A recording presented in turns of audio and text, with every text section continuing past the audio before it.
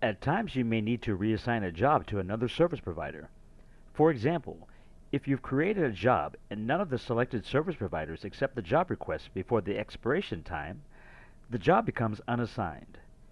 You may then send the job request to additional service providers using the reassign feature. You may also need to reassign a job if the assigned service provider is no longer available or they are unable to complete the job. Whatever the reason, Checklist allows you to quickly send the job request to additional service providers. From your dashboard, navigate over to the left and click Jobs. Then, click on the job which you'd like to reassign.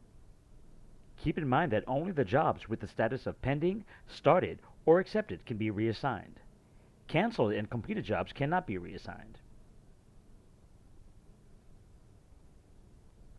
Click the Assign Invite on the top navigation bar. Then select the service providers to which you'd send the job request. Service providers who have already received the previous request will be disabled.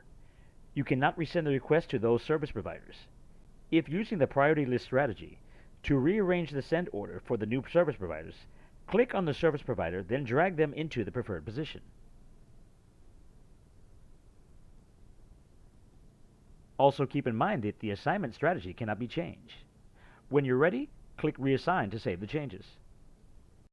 If the priority list strategy is being used, the job request will only be sent to new service providers after all the initial service providers have received the request.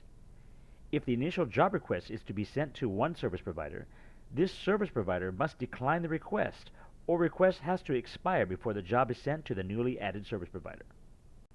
If the first come, first served strategy is being used, then the job request will be sent to all newly added service providers right away.